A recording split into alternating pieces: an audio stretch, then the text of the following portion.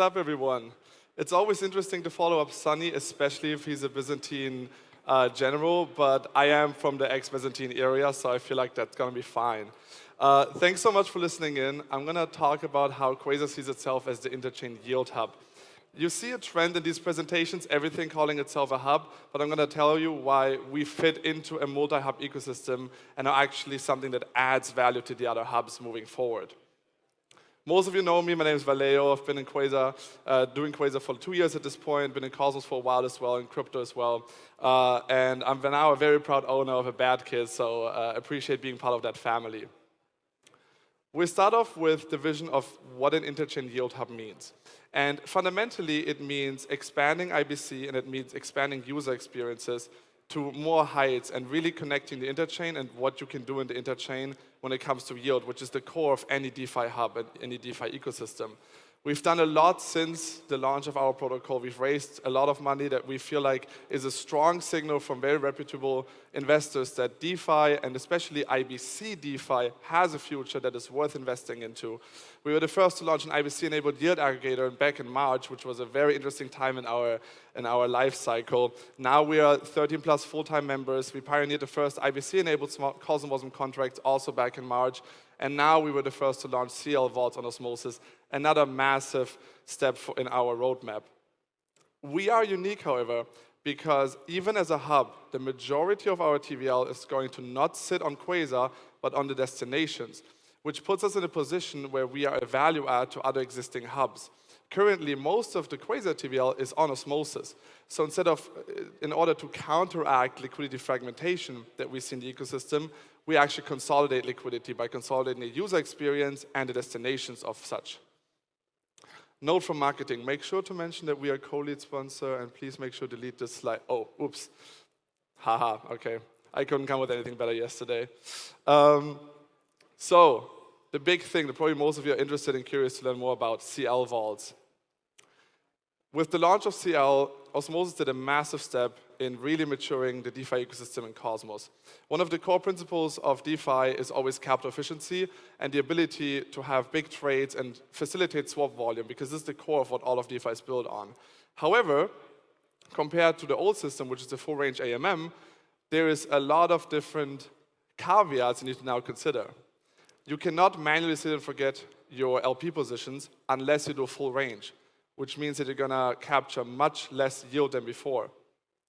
You're competing against experts now. So when previously everybody had the same LP position, which was just a full range position, suddenly you're working against customized positions of different players that may have tools that you don't have access to or time that you don't want to spend. You have higher IL potential. If you move out of a range, suddenly your entire position is a singular asset that you may not be super interested in keeping, and you're not earning any more yield as you move out of range. And if you ever want to rebalance, that's all a loss that you incur in the midterm. Which all of this combined is just added complexity. CL is not easy. If you are a normal DeFi user, this is one of the most advanced things that you can do unless you start wrapping and bridging and all these other actions on top of that. And that combined means that it's very easy for you to miss out on yield. However, with all those negative things mentioned, it also means significantly improved capital efficiency. A CL pool with a very tight range can facilitate much bigger trades with the same liquidity as a full range AMM, which means that DeFi has a stronger backbone for its liquidity. You have lower slippage and tighter spreads, basically essentially the same thing. So if you do big buys, you don't lose a lot on slippage. And you're able to really have efficiency in the swap trading rates that you have between your assets, which again in return mean that there's a potential for higher yield if you can leverage that backbone of CL infrastructure. When I did the last presentation, the number said 0.7%. Now it says 4.5, and that is the total amount of osmosis liquidity currently managed through the Quasar protocol. We are in a pretty good growth mode. We are pretty excited for this number to keep increasing, as we believe that fundamentally what Quasar provides is a value add to the entire Cosmos ecosystem, to osmosis DeFi users, and also specifically to LPs in Quasar. What used to be our singular growth driver before, which was a UX UI, with our old implementation allowing you to use ICA and ICQ to effectively deploy to multiple legacy vaults, which, full disclaimer, we don't want anyone to do this anymore. Full range AMM is the old legacy model of osmosis. It's all about CL now, is now yield. And our CL vaults have significantly outperformed any other opportunities to generate yield without leverage on the same assets across the entire ecosystem. In fact, I think I can let these numbers speak for themselves. Obviously, these are historic, and they're subject to change based on a lot of factors, including TVL or swapping actions. However, we believe that that's a very strong start for a non-leveraged ecosystem DeFi product that facilitates the entire space by providing the liquidity it needs to execute what it wants. This is our TVL growth chart. You can very easily see where we launched CL vaults, and it was truly very humbling for the entire team, which, by the way, everyone is here in Cosmoverse right now of Quasar. It's been very humbling to see how well we received the CL Vault launch and how many of you have started to realize that that is the preferred way for you to LP into osmosis because it's easier, because you make more yield. So, by now we have around 2,000 vault users with a very high retention rate. We haven't had a lot of drop-offs, to be honest. We have around 2,500 Quasar holders, which we'll get back to that in a later stage. And our TVL at this point is around 3.4 million, increasing every day. What this means for a user that is neither an LP in Quasar, nor someone that has ever engaged with the Quasar protocol or holds QSR, it means higher capital efficiency in swapping. On the left side, you can see a Uniswap pool that has $30 million of liquidity, where if you were to trade $950,000, you would get a price impact, it's pretty small, but of around 1%. We can provide similar price impact with just 2.7 billion TVL on osmosis right now in the same pool, because the only pool where you can match Uniswap efficiency in the entire Cosmos ecosystem is the only pool where the majority of capital is deployed by Quasar. And that is a sentence that we are incredibly proud of over here. What also launched actually yesterday night is a direct integration to osmosis. If you go to your favorite pool, if you click on create a position, you will now see the new manage tab with the beautiful Quasar logo. If you click on that, you are going to see the specific vaults that we have available for that specific pool. We currently have 3 strategy types. Stable pool, so that is any stablecoin strategy. We have aggressive plus, which is something with very tight ranges. And we have moderate with wider ranges, which counteracts IL. We also now have a dashboard. You can now see all the vaults that you've deployed into on a singular page. It's already become the main page that I use, to be honest, and a lot of users have really liked this update. We think this is pretty important because as we upload more and more vaults, people are going to want a better and better overview of the rewards they're accruing and where their liquidity is deployed. Talking about more and more vaults, 7 already of CL with a lot more to come. We've covered most of the big pools on osmosis, and we're going to continue spreading to other pools as opportunities come out and as liquidity and volume increases in this market. All of this, however, is facilitated by the cornerstone of Quasar, which is the strategists, truly. The Quasar team, we are not trading experts. We are building infrastructure for the Quasar protocol. The trading experts are the strategists and the data providers that do nothing else day in, day out, for years, then analyze markets and understand how to place liquidity and how to earn the most on that liquidity. We have launched, because of this, one of the first Interchain grants program Cosmos has ever seen. Osmosis and Quasar coming together, funding strategy teams to build out strategies on osmosis using the Quasar protocol. We are proud to say that now we've had the first strategist onboarded, Define Logic Labs, founded by Steven, the calculator guy. Many of you may know him. We onboarded basically the first professional DeFi data science team into Cosmos, which has been a huge step for us and I think for the entire ecosystem. They are also the strategists behind our current CL vault, and they were, again, the first team to achieve this grant that we mentioned. Now, while all of this is incredibly exciting for the end user and for the protocol, we've also unlocked a new user in the middle of this, protocols.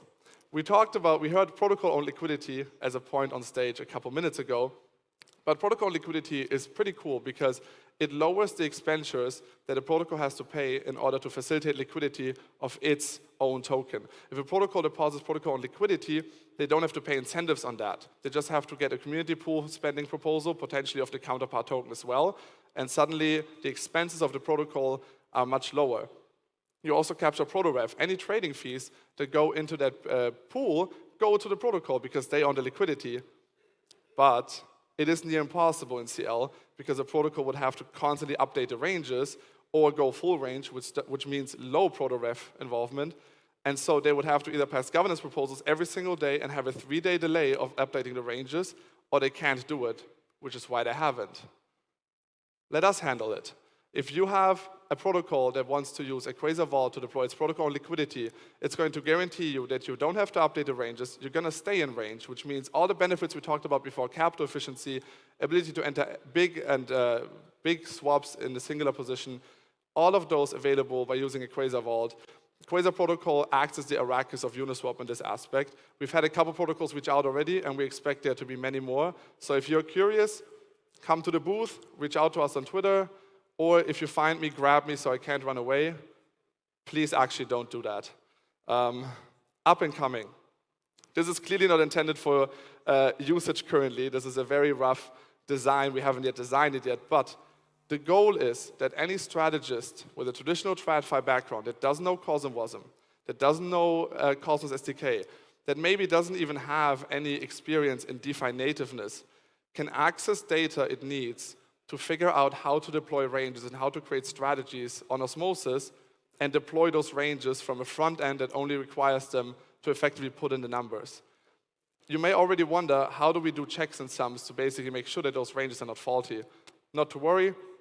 Currently, there is the Quasar Association dedicated by the Quasar chain to do this. In the near future, we're going to automate this process on-chain. There's going to be very clear factors that we're going to have in this contract that's going to ensure that a range is not automatically out of range when it's rebalanced, for example. We're also very proud to work with the Skip team and include the one-click deposits across IBC using the Skip API. It's going to allow you to effectively take any token on any IBC-enabled chain, for example, Atom on Juno, to one-click deploy into an Osmo USDC vault using this front end.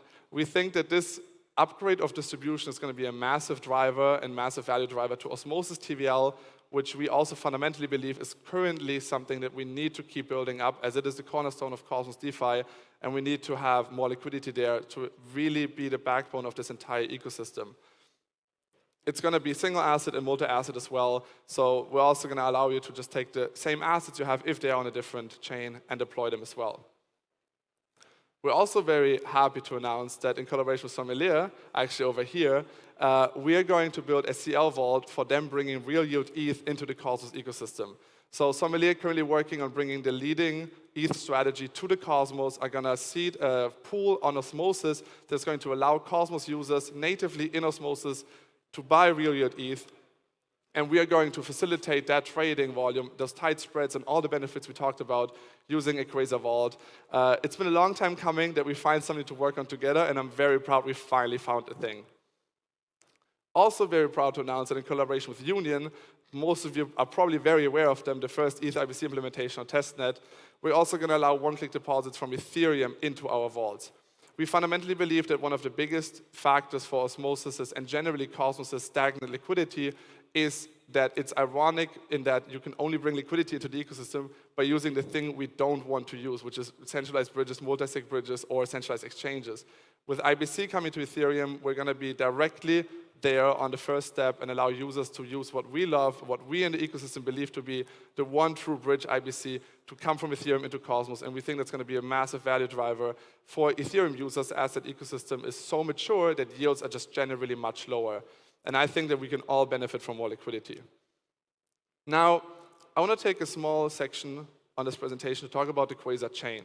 Because the Quasar chain is a very interesting position in that with the outpost model, it can become and be a central role of the future smart contracts that are sitting on multiple Cosmos chains. As the yield opportunities advance, as we have more destinations for our vaults, we're not just going to be on Osmosis. There's a lot of other teams we're already talking to. The ability for those vaults to use IBC using the Quasar hub in the center is going to allow us to create an IBC smart contract mesh that is suddenly going to advance the complexity of the strategies, not just bound by one protocol, but actually by any DeFi primitive that is connected through our Quasar DeFi strategies. So we think moving forward the next couple of months, we want to hear a lot of feedback from you guys. We want to hear what you are interested in. But we think that this is going to be a central part of Cosmos DeFi 2.0 to really consolidate these different protocols, even across IBC, and to completely abstract away the user experience so they really just buy a 3x leveraged Quasar vault, not knowing that we're swapping between Mars and Yumi depending on rates in the background and looping that vault share for you. If you're curious about the things I just mentioned, I recommend you to listen to Carol's talk on Wednesday at 11 a.m., how they're going to bring ETH liquidity to the Cosmos ecosystem using IBC. I'm a very proud advisor of that project, so I'm looking forward to that talk. And also, please listen to my co-founder Lawrence right after that, and Steven, the co-founder of DLL, on how Quasar plays a role in improving the Interchain DeFi and Cosmos DeFi ecosystem right after that. Now, I want to take the last section of this presentation to take a step back and think about what protocols are about and what I think the token ecosystem and economy is about. And it's about participation and ownership of users and the stakeholders of a chain. The core of tokens is value alignment. If you have token holders that also use a project, you're pretty sure that they're going to vote in favor of advancing that project. It's a very simple way to align incentives.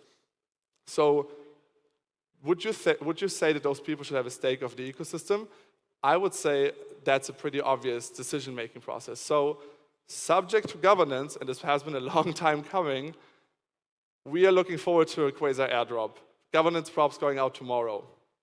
We are intending to distribute it in 3 waves. The first wave going to the testnet users that helped us be here today, without which we wouldn't be able to have built up all of this to this point. That snapshot has already been taken. Then we're going to have a second wave to the legacy LP vault depositors. That infrastructure had issues. ICA and ICQ were very novel technologies. There was a lot to iron out there. They sticked with us, didn't take out their liquidity, even increase their liquidity. We want to appreciate that. Then obviously with our new state-of-the-art infrastructure of our CL vaults, we want to make sure that those are also going to get a share of the Quasar protocol and be able to guide our decision-making moving forward. So I'm going to ask you, if you aren't excited about Quasar after everything I just said, do you even use Cosmos DeFi? Thank you.